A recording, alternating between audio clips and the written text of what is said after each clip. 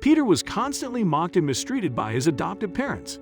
He thought he would have to endure this forever until his siblings found letters that their parents hid from him. Before we start, can we get this video to 1,000 likes? Please hit the like button and subscribe to the channel. When he was only a year old, Peter was abandoned by his parents at an orphanage because of their poor living conditions. They were in debt and could not raise Peter in a safe and comfortable environment. Meanwhile, Taylor and Amanda were a young couple wanting to start a family so badly. When they were 28 years old, several doctors told them that it would be difficult for them to have children due to complications in their reproductive systems. So that same year, they decided to adopt a child from their town's local orphanage. When they first saw Peter, they found him such an adorable little child. Then 4 years old, he was a cute blonde little boy with beautiful hazel brown eyes. Since that day, they worked towards officially making Peter a part of their family.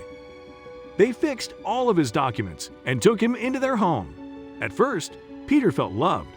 He was his new parents' center of attention, and they would often take him out to the park or to the mall to eat delicious meals as a family.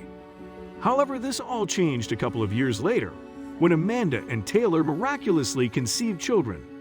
"I'm going to have siblings," Peter said, surprised. He did not mind his father's threatening tone, as he was excited for his siblings to arrive, thinking they would grow up together closely.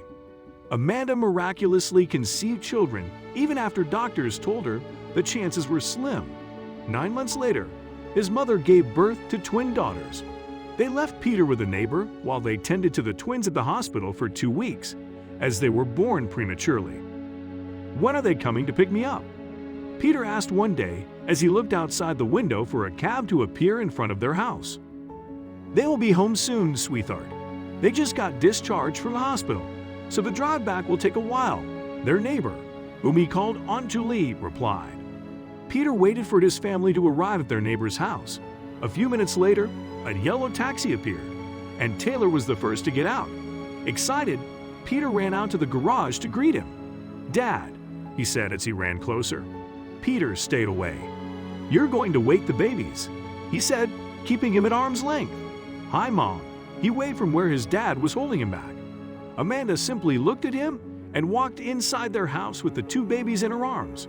Amanda and Taylor paid no attention to Peter after the arrival of their daughters. Having their own children completely changed the way they treated Peter.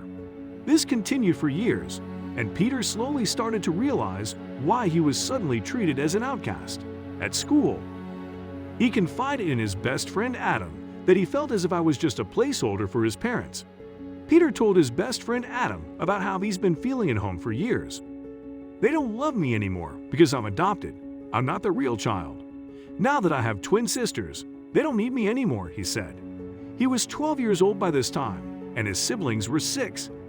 "Come on, buddy. Maybe they're just busy. I'm sure they still love you," Adam said, trying to reassure him. "Nobody in this world loves me. My birth parents abandoned me, and now my adoptive parents have too." That night, he cried himself to sleep, wishing something in his life would change for the better. The very next day, he came home from school to see his 2 siblings eating macaroni and cheese at the table, sorting through the mail. "Where's Mom and Dad?" Peter asked them. "They're at the neighbor's," Anna said passively without even looking at him. "By the way, there's a letter here for you," she said, throwing the envelope towards him. "Me?" he said in disbelief, picking the envelope up from the floor. As soon as he opened it, he read the words, "Peter, sweetheart, we have been waiting for you to answer." At that instant, Amanda burst through the door and was surprised to see him holding the piece of paper. "How dare you touch things without our permission?" she almost shrieked, tearing the paper out of his hands. "I didn't read it. I simply wanted to hand it to you when you came in," he said, lying. Soon, Peter began to notice a pattern in which his parents would be out of the house every Saturday morning. So he decided to take advantage of it one day. He went through every drawer at home to search for the letters his parents hid from him. Peter found several letters addressed to him. After searching for a couple of minutes, he finally found them in a box under their bed. He took them all and ran towards his friend Adam's house to read them. It turns out the letters were written by his birth parents. They had been looking for him for years, and assumed that Peter wanted nothing to do with them as he had not responded. The first letter was dated back to 4 years ago. It read, "We are terribly guilty and sorry for what we did to you at such a young age. You did not deserve to be left at an orphanage, but your father and I had no choice. We were poor and could not feed you proper food. We thought that having you stay at the orphanage would give you a chance at a better childhood while we searched for work." Peter and Adam were surprised to find out that the letters were from Peter's birth parents. "Is there a number they left? Give them a call right now," Adam said, handing him their wireless landline phone. Peter nervously dialed the number on the most recent letter, and a woman answered. "Hello, hi, is this Mrs. Anderson?" he asked. "Yes, this is Mrs. Anderson. May I know who's on the phone?" she replied. "It's me, Peter," he said calmly. There was silence on the other line for a couple of seconds. "Peter?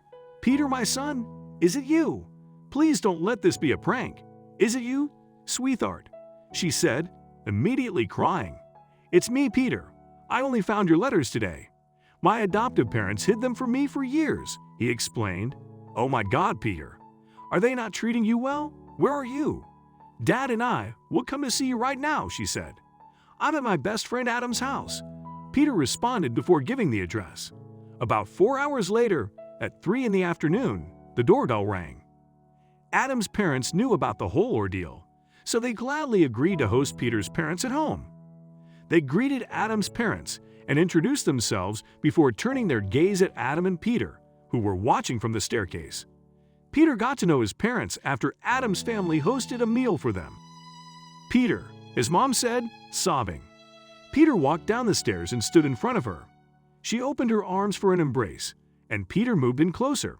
He had not felt the warmth of a hug for years, and the comfort that hug gave him brought him to tears. In turn, Peter revealed how his adoptive parents have been mistreating him for years since the arrival of his siblings. Hearing his story broke his parents' hearts, and they all cried together as they decided on what to do next. "Would you be willing to move in with us, sweetheart?" Peter agreed to move to Miami with his birth parents. With that, Peter's parents got to work.